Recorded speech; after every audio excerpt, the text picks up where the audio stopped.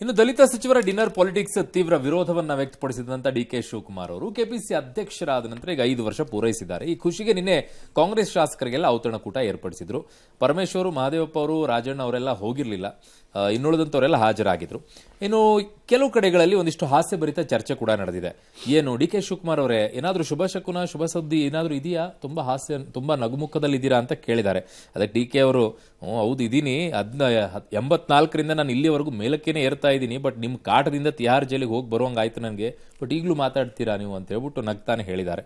ಇನ್ನೊಂದು ಕಡೆಗೆ ಶಿವರಾಮ್ ಹೆಬ್ಬಾರ್ ಮತ್ತು ಎಸ್ ಟಿ ಸೋಮಶೇಖರ್ ಅವರನ್ನ ಪಕ್ಷದಿಂದ ಹೊರಹಾಕುವಂತೆ ವರದಿ ಕೊಟ್ಟಿದ್ದೀವಿ ಅಂತ ಶಿಸ್ತು ಪಾಲನಾ ಸಮಿತಿ ಅಧ್ಯಕ್ಷ ಲಿಂಗರಾಜ್ ಪಾಟೀಲ್ ಹೇಳಿದ್ದಾರೆ. ಬಿಜೆಪಿಯಲ್ಲಿ ಬಹಳ ಲವಲವಿಕೆ, ಕಳಕಳಿ, ಆ ಶಾಲು ಕೂಡ ಕಳೆ ಕೊಡ್ತಾ ಇದೆ. ನೋಡಿದಾಗ ಯಾವ್ದಾದ್ರು ಸೂಚನೆ, ಶುಭ ಶಕುನ ಏನಾರು ಆಗಿದೆಯಾ ನಮಗೂ ಅಂತ ಆನಂದ ಹಂಚ್ಕೊಳ್ಳಿ ಅಂತ. ನಿನ್ನೆ ಎಲ್ಲ ಡಿನ್ನರ್ ಪಾರ್ಟಿ ಕೊಟ್ಟಿದ್ದೀರಿ, ಏನೋ ಶುಭ ಶಕುನ ಇದೆ ಅನ್ನಂಗ್ ಕಾಣುತ್ತೆ. ನಮಗೂ ಕರೆದಿರ್ಬೋದಾಯ್ತು. ನೀವು ಬರಂಗಿರ ಕರಿತೀನಪ್ಪ. ಬಹುಶಃ ನೀವು ಯಾವಾಗಲೂ ಎಲ್ಲರನ್ನ ಕರಿತಾ ಇದೀರಿ, ಯಾಕೋ ನಿನ್ನ ಕರೆದಿಲ್ಲ. ಅಲ್ಲ, ಬಹುಶಃ ಇಷ್ಟರಲ್ಲೇ ಎಲ್ಲರಿಗೂ ಊಟ ಹಾಕಿಸ್ತೀರಾ ಅನ್ನಂಗ್ ಕಾಣುತ್ತೆ. ಅಷ್ಟೇ ತಿಹಾರ್ ಜೈಲ್ಗೆಲ್ಲ ಕಳಿಸ್ಬಿಟ್ಟು ಕೇಳ್ತಾ ಇದ್ದಾರೆ ಕೊಡಪ್ಪ. ವಿಶೇಷವಾಗಿ ಎಸ್ ಟಿ ಸೋಮಶೇಖರ್ ಮತ್ತು ಹೆಬ್ಬಾರ್ ಬಗ್ಗೆ ಗ್ರೌಂಡ್ ರಿಯಾಲಿಟಿ, ಅಲ್ಲಿಯ ಕಾರ್ಯಕರ್ತರ ಮತ್ತು ಮಂಡಲ ಅಧ್ಯಕ್ಷ ಮತ್ತು ಜಿಲ್ಲಾ ಅಧ್ಯಕ್ಷರ ವರದಿಯ ಮೇಲೆ ಕೇಂದ್ರ ಶಿಸ್ತು ಸಮಿತಿಗೆ ಈಗಾಗಲೇ ಕಳಿಸಿದ್ದೀನಿ. ನಮ್ಮ ರಾಜ್ಯ ಮತ್ತು ರಾಷ್ಟ್ರೀಯ ನಾಯಕರು ನಮ್ಮ ಪಕ್ಷದಲ್ಲಿರುವಂತಹ ಗೊಂದಲಗಳಿಗೆ ಇತಿಶ್ರೀ ಹಾಡೋರಿದ್ದಾರೆ. 2047 ಇತಿಶ್ರೀ ಹಾಡುತ್ತಾರೆ. ಅಷ್ಟೊತ್ತಿಗೆ ಬಿಜೆಪಿಗೂ ಇತಿಶ್ರೀಯನ್ನು ಹಾಡುತ್ತಾರೆ ಜನ ಕರ್ನಾಟಕದಲ್ಲಿ. ಅದಕ್ಕೆ ಅವರೇ ಕಾರಣರು ಆಗ್ತಾರೆ. ಅದಕ್ಕೆ ಬಿಜೆಪಿ ನಮಗೆ ಗೊತ್ತಿಲ್ಲ, ನಾವು ಹೇಳೋದು ಇಷ್ಟೇ. ಯಾಕೆಂದ್ರೆ ಇವರಿಬ್ಬರದ್ದು ಈ ಆಟಗಳು, ಕಾಂಗ್ರೆಸ್ ರಂಗಿನ ಆಟಗಳು, ಇವತ್ತು ಓಲಿ ಬೇರೆ, ಇವತ್ತು ಕಾಣಿಸ್ತಾ ಲಿಂಗರಾಜ ಪಾಟೀಲ್ ಶಿಸ್ತು ಪಾಲನೆ ಆಗಿದೆ, ಶಿಸ್ತು ಪಾಲನಾ ಅಧಿಕಾರಿ ಇವತ್ತು ಕಾಣಿಸ್ತು. ನಿಮ್ಮ ಪಕ್ಷಕ್ಕೆ ಇಷ್ಟು ಹಿಂದೆನೂ ಎಚ್ಚರಿಸಿದ್ದಾರೆ ಸರ್, ಏನೂ ಆಗಿಲ್ಲ. ನಾಚಿಕೆ ಮಾನ ಗೆಟ್ಟವರೆಲ್ಲ ಬಿಜೆಪಿ ಒಳಗಡೆ ಕೂತ್ಕೊಂಡು ಡಿಸಿಪ್ಲಿನ್ ಅಂತ ಮಾತಾಡೋದ್ರಿಂದ ಹಿಂಗಾಗಿರೋದು. ಅದು ಒಂದು ಪಕ್ಷನ ಅದು? ಸುಮ್ಮನೆ ರಾಜ್ಯದಲ್ಲಿ ಪಕ್ಷದಿಂದ ಅಂತೂ ಹೊರಹಾಕಕ್ಕಂತೂ ಆಗಲ್ಲ ಸರ್. ಅದು ಎಂಥದ್ದಾರು ಆಗ್ಲಿರಿ, ಒಂದು ರಾಷ್ಟ್ರೀಯ ಪಕ್ಷ ನಡ್ಕೊಳ್ಳೋ ರೀತಿಗಳ ಇವೆಲ್ಲ ವರ್ಷಾನ್ಗಟ್ಲೆ ಬಿಟ್ಕೊಂಡು ನಾಚಿಕೆಟ್ಟವ್ರ ಥರ ಅನುಭವಿಸ್ಕೊಂಡು ಮಖಕ್ಕೆ ಕ್ಯಾಕರ್ಸ್ ಥೂ ಅಂತ ಉಗಿಸ್ಕೊಂಡು ವಿಳ್ಯದಲ್ಲೇ ಹಾಕ್ಸಿಸ್ಕೊಂಡು ನಾಚಿಕೆ ಇಲ್ಲದೆ ಮನ ಮರ್ಯಾದೆ ಇದ್ದಿರೋ ರಾಷ್ಟ್ರೀಯ ಪಕ್ಷ ಇದ್ದಂಗಾರೆ. ಇಷ್ಟೇನಾ ರಾಷ್ಟ್ರೀಯ ಪಕ್ಷದ ಶಕ್ತಿ?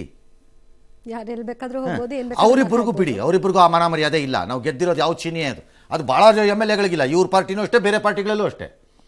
ಅನುಕೂಲಕ್ಕೆ ತಕ್ಕಂತೆ ತಾನೆ ಎಲ್ಲರೂ ಎಲ್ಲಾಗುತ್ತೋ ಅಲ್ಲಿ ತಾನೆ. ಆ ಅಮೆಂಡ್ಮೆಂಟ್ ತರಬೇಕಪ್ಪ ನರೇಂದ್ರ ಮೋದಿ ಸಾಹೇಬ್ರೆ, ಅದು ತರಬೇಕು. ಯಾವ ಪಕ್ಷದಿಂದ ಎಲ್ಲಿಂದ ಗೆದ್ದಿರ್ತೀಯೋ ಅಲ್ಲಿಂದ ಮರ್ಯಾದೆಯಿಂದ ಅಲ್ಲಿರು. ಇದ್ರ ಖಾಲಿ ಮಾಡ್ಕೊಂಡು ಹೋಗ್ಬಿಟ್ಟು ಬೇರೆ ಪಾರ್ಟಿಯಿಂದ ಗೆದ್ದು ಬರ್ಬೋದು, ತಪ್ಪಿಲ್ಲ. ಅದು ತರಬೇಕು. ಬರೀ ಬುರ್ಡೆ ಬಿಟ್ಕೊಂಡು ಡಿಲಿಮಿಟೇಷನ್ ಮಾಡಿಸ್ಬಿಡ್ತೀನಿ, ಅಲ್ಲಿ ಮಾಡ್ಬಿಡ್ತೀನಿ, ಇಲ್ಲಿ ಮಾಡ್ಬಿಡ್ತೀನಿ ಇಂಥ ಬಣ ಬಿಡೋದಲ್ಲ. ಇಲ್ಲಿ ಕೂತ್ಕೊಂಡು ಇದು ಮಾಡಿ ಬುಡದಲ್ಲಿ ನೋಡೋಣ ಸರಿಗೆ. ಬಟ್ ಅದನ್ನ ಮಾಡಿದೀವಿ ಅಂತಾರಲ್ಲ, ಅದು ಮಾಡಿಬಿಟ್ರೆ ಭಾಳ ಕಡೆ ಬಿಜೆಪಿ ಸರ್ಕಾರಕ್ಕೆ ಅಧಿಕಾರಕ್ಕೆ ಬರಲ್ವಲ್ಲ, ಪಕ್ಷಾಂತರ ಕರ್ಕೊಂಬಂದು ಸರ್ಕಾರ ಮಾಡೋಕ್ಕಾಗಲ್ವಲ್ಲ, ಆಗ ಅದಕ್ಕೆ ಮಾಡಲ್ಲ. ಬಟ್ ಡಿ ಕೆ ಶಿವಕುಮಾರ್ ಅವರು ಊಟ ಕೊಡಿಸಿದ್ದು ಅದಕ್ಕೆ ಅವ್ರ ಅಧ್ಯಕ್ಷರಾದ್ರು ಅವ್ರು ಕರೆದಿರ್ತಾರೆ. ಹೌದು, ಏನಿಲ್ಲ. ಈಗ ಶರವಣ ಅದೇನೋ ಮಾತಾಡ್ತಿದ್ರಂತೆ, ಕರಿಬೇಕಾಗಿತ್ತು. ಖರ್ಗೆ, ಪ್ರಿಯಾಂಕ್ ನಮ್ಮ ಜಾತಿಲಿ ಇದು ಅಂತೆಲ್ಲ ಬಿಟ್ರಂತೆ. ಹೌದು, ಭಾಳ ಗಲಾಟೆ ಅಂತೆ. ಆ ಪ್ರಿಯಾಂಕದ್ದು ಏನು ಜಾತಿ ಅದರಲ್ಲಿ? ಶರವಣ ಹೇಳಿದ್ರಲ್ಲಿ ಏನು ತಪ್ಪಿದೆ? ಅದರಲ್ಲಿ ಏನು ತಪ್ಪಿದೆ? ಅದರಲ್ಲಿ ಶರವಣ ಹೇಳಿದ್ರಲ್ಲಿ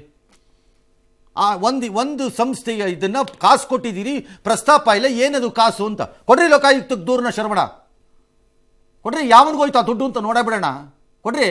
ಪ್ರಿಯಾಂಕರ್ಗೆ ಮಾತು ಕೇಳ್ಕೊಂಡು ಕೂತ್ಕೊಳ್ಳೋಕ್ಕಾಗಲ್ಲ ಇಲ್ಲಿ. ಅವ್ರು ಇಮಿಡಿಯೇಟ್ಲಿ ಎದ್ದು ನಿಂತ್ಕೊಂಡು ಜಾತಿ ವಿಷಯ ಎತ್ಬಿಟ್ರಂತೆ. ಏನು ಜಾತಿ ಎತ್ತಾರೆ?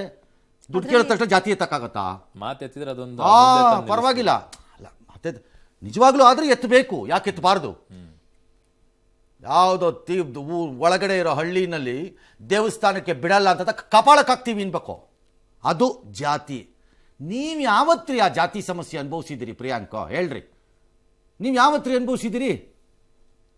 ನೀವು ಬೆಳೆದ ರೀತಿ ಏನು, ಹುಟ್ಟಿದ ರೀತಿ ಏನು, ಯಾವತ್ರಿ ಅನುಭವಿಸಿದ್ರಿ ನೀವು ಅದನ್ನ? ಒಂದಿನ ಸಂಕಟನ ಹೇಳ್ರಿ ನೋಡೋಣ. ಆ ಹೆಸರಲ್ಲಿ ಅನುಭವಿಸ್ತಿರೋರು ಅಲ್ಲಿ ಇದ್ದಾರೆ ಇನ್ನೂ, ನಾನು ಇಲ್ಲ ಅಂತ ಹೇಳಿಲ್ಲ, ಅಲ್ಲಿ ಇದ್ದಾರೆ. ಇವತ್ತು ಲೋಟ ಸಿಕ್ಕದೆ ಇರೋರು ಅಥವಾ ದೇವಸ್ಥಾನಕ್ಕೆ ಒಳಗೋಗಕ್ಕಾಗದೇ ಇರೋರು ಇದ್ದಾರೆ, ಇವತ್ತು ಇದ್ದಾರೆ. ನಾನು ಇಲ್ಲ ಅಂತ ಹೇಳೋಕ್ಕಾಗಲ್ಲ. ಇವ್ರು ಯಾವತ್ತಪ್ಪ ಅನುಭವಿಸಿದಾರೆ ಅದನ್ನ? ನೀವು ಓದ್ ತಕ್ಷಣ ಬಾಗಿಲು ತಗೊಂಡು ನಿಂತವ್ರೆ ಜನ. ಒಳ್ಳೆ ಕತೆ. ಎಲ್ಲದಕ್ಕೂ ಜಾತಿ ಹೆಸರು ಹೇಳಬಾರ್ದು. ಎಸ್